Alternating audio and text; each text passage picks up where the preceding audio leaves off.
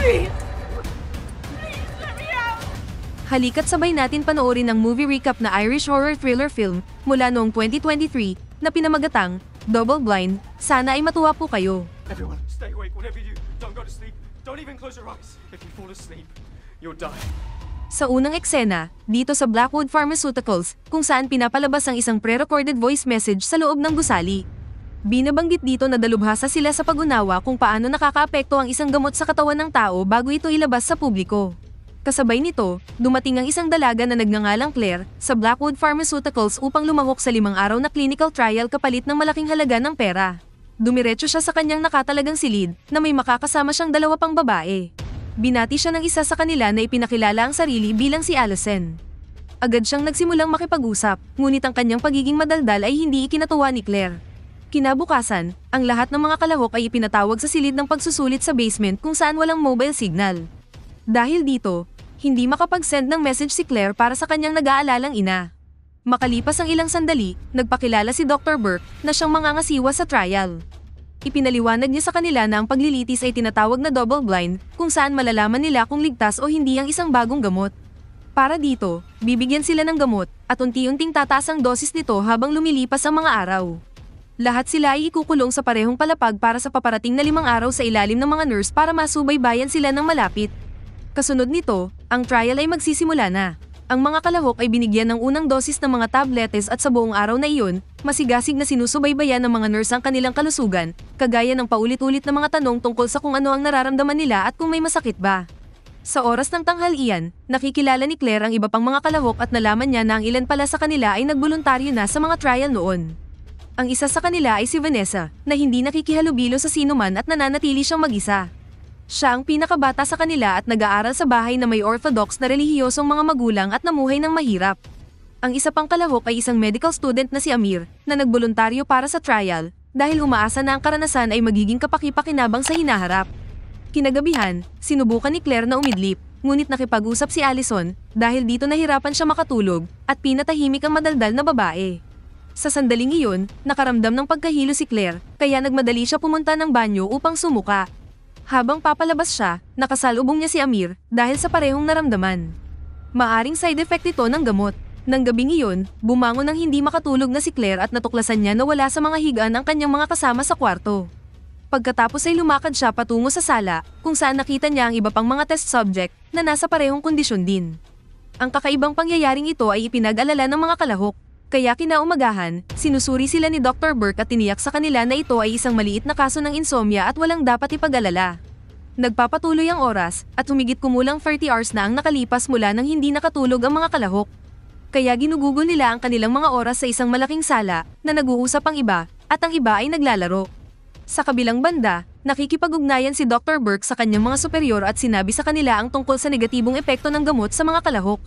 Nagtatanong siya kung tumpak ang dosis ng gamot, ngunit ipinaalala sa kanya ng mga superior na ito ay double-blind trial na nangangahulugang walang access ang mga test subject o ang mga supervisor sa mga experimental details. Kaya iminumungkahi ni Dr. Burke na itigil na lang nila ang trial dahil direktang nakakaapekto ito sa kanilang central nervous system at magiging sanhi ng pamamaga ng utak. Kaya lang, binaliwala ng mga nakatataas ang kanyang pag-aalala at inutusan siyang magpatuloy lang. Kasunod nito, ipinaalam ni Dr. Burke sa mga kalahok ang tungkol sa pagbabago sa trial course. Dahil ngayon, ang layunin ay makita kung gaano katagal na hindi sila makakatulog. Binanggit din niya na ang dosis ng gamot ay tataas pa, ngunit ito ay ikinagalit lamang ng mga kalahok. Tumanggi silang ipagpatuloy dahil sa takot na ito ay makakasira sa kanilang kalusugan. Ngunit mabilis din nagbago ang kanilang isip nang magalok si Dr. Burke ng 30,000 euro sa bawat isa na makikipag-cooperate. Kinabukasan, handang sumailalim si Claire sa CT scan. Sa sandaling siya ay nasa loob ng makina, ang kanyang claustrophobia ay nag-trigger. Siya ay pinagmumultuhan ng isang insidente na nagbigay ng trauma sa kanya mula noong siya ay bata pa, kung saan siya ay ikinulong sa maliit at madilim na espasyo ng kanyang malupit na ina. Kaya nataranta ito at agad na pinakiusapan ni Claire ang doktor na itigil ang pag-scan at palabasin siya. Nang gabing iyon, ang grupo ng mga kalahok ay nakaupo at nag-uusap na ang bawat isa sa kanila ay nagbabahagi ng kanilang mga plano kapag natanggap na nila ang kanilang pera. Sa gitna ng kanilang pag-uusap, iminungkahi ni Allison na dapat maging magkakaibigan pa din sila kahit na matapos ang trial. Ngunit walang pakundangan na tumanggi si Claire at nagbitaw pa ng masamang komento. Dahil doon nasaktan si Allison na nag-udyok sa kanya na tumayo at umalis. Samantala, nakipag-ugnayan muli si Dr. Burke sa kanyang mga superior sa isa pang pagkakataon na binibigyang diin na kailangan na nilang ihinto agad ang trial dahil ang immune system ng mga kalahok ay nagiging masama. Gayunpaman, inutusan siyang magpatuloy sa pamamagitan ng karagdagang pagtaas ng dosis. At sa oras na iyon, napadaan si Amir sa office ng doktor at narinig ang pag-uusap at nakaramdam ng mali. Dahil sa narinig, hinintay niyang lumabas ang doktor, pagkatapos ay pumasok siya sa kanyang office. At pinakialaman niya ang kanyang computer at laking gulat niya nang matuklasan ang mga resulta ng test na nagpapahiwatig ng pamamaga ng utak. Agad niyang sinimulan ng pagkopya ng mga detalye sa isang flash drive na planong ilantad ang mga salarin kapag nakalabas na siya. Balik tayo sa sala, habang nanonood ng TV ang grupo, napansin ni Claire si Allison na nakaupo mag-isa sa malayo. At nakaramdam siya ng guilt dahil sa kanyang naunang pag-uugali, kaya lumapit siya upang makipag-usap sa kanya at nalaman niyang natutulog siya. Habang sinusubukan niyang gisingin, may nangyaring nakakagulat. Dahil nagsimulang magdugo ang kanyang mga mata, ilong at tenga, na bigla siyang inatake at bumagsak, na nagresulta sa kanyang malagim na pagkamatay. Napansin ito ni Dr. Burke mula sa malayo, nakaramdam siya ng takot. Makalipas ang ilang sandali, inalertuhan sila tungkol sa paglabag sa seguridad at sisimulan ang 30 seconds countdown para sa pag-lockdown. Habang ang lahat ay takot, lahat sila ay nagmamadali patungo sa exit. Sinubukan ni Dr. Burke na makalabas sa pagsasara ng pinto, ngunit sa kasamaang palad ay naipit siya ng pinto sa pagsara. Hinila siya ng mga kalahok sa loob, ngunit ito ay huli na. Kasunod nito, nagre-reset ang orasan na nagpapakita ng 24 hours na countdown hanggang sa matapos ang lockdown. Maya-maya, nagpakita si Amir at ipinagtapat ang lahat ng kanyang nakita. Ipinaliwanag niya na ang mga gamot ay makakaapekto sa kanilang mga utak sa matinding limitasyon at ang pagtulog sa ilalim ng impluwensya nito ay magre-resulta sa kanilang pagkamatay. Dahil dito, hinihimok niya ang lahat na manatiling gising sa susunod na 24 hours, pagkatapos ay maaari silang lumabas ng pasilidad upang humingi ng tulong medikal. Pagkatapos ay binigyan sila ni Amir ng ilang mabangong mga asin na sinasabi sa kanila na gamitin ito bilang kanilang huling paraan. Pagkatapos nito, sinisikap ng grupo na manatiling gising. Malinaw na malaking hamon ito dahil 4 na araw na silang di pa nakakatulog. Nang maglaon, sinuri ni Amir ang brainwaves ni Claire at naalarma siya sa mga resulta. Gayunpaman, pinili niyang huwag ibunyag ito at patuloy na naghahanap ng solusyon. Pagkaraan ng ilang sandali, nagsimula siyang mag-hallucinate na bumangon si Dr. Burke, ngunit hinikayat niya ang kanyang sarili na manatiling nakatutok sa ginagawa niya. Ilang oras lang ang lumipas, ngunit ang mga miyembro ng grupo ay nahihirapan na sa kanilang kakulangan sa tulog. Ang isang kalahok na nagngangalang Ray ay naubusan ng kanyang mga supply at nagsimulang manggulo sa iba para sa kanila, ngunit walang tumulong sa kanya. Maya-maya, napatitig si Claire sa pininturahan na dingding kung saan narinig niya ang boses ng kanyang ina. Ang nakakatakot na alaala ng kanyang pagkabata ay gumugulo sa kanyang isipan, ngunit bago muntikang sumuko, siya ay ginising ng isa pang kalahok na si Marcus. Pagkatapos ay nakita ni Claire si Vanessa na gumagamit ng apoy upang manatiling gising.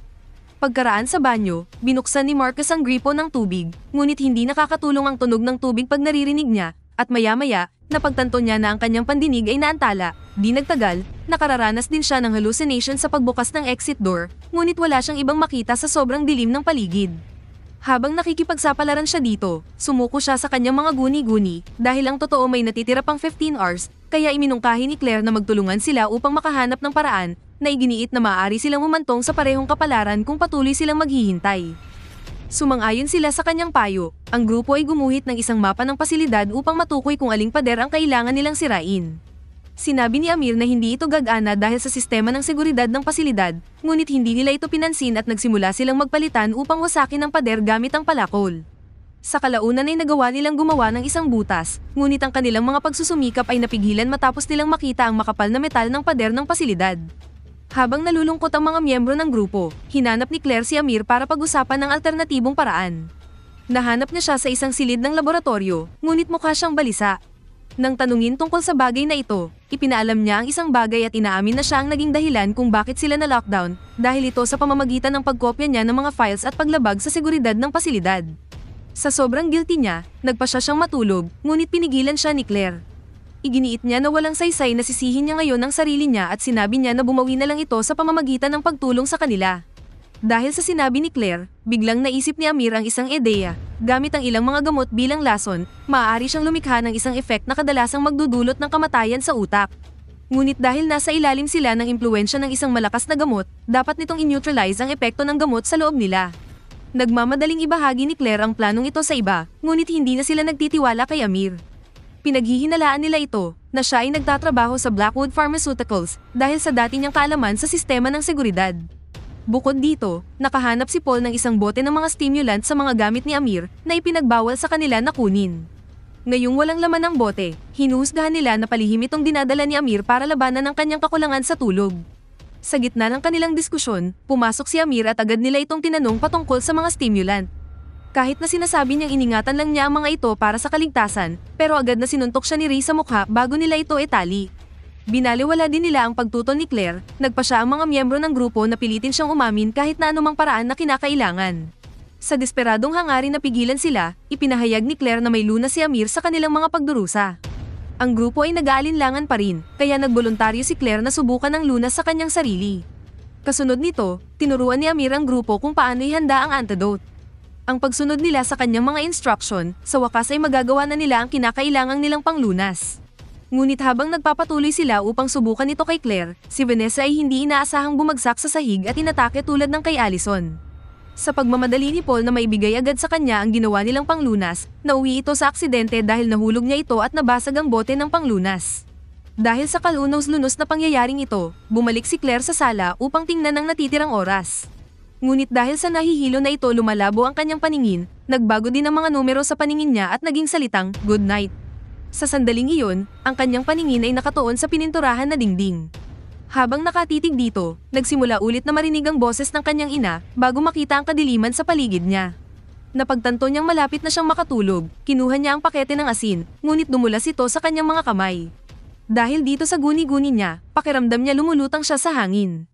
Sa kabila nito, ginagawa niya ang lahat para maabot ang asin at agad itong inubos para magkamalay siya, pagkatapos ay humawak siya sa pininturahan na dingding upang tumayo. Sa panahong ito, bigla niyang napagtanto na iba ang pakiramdam ng pader.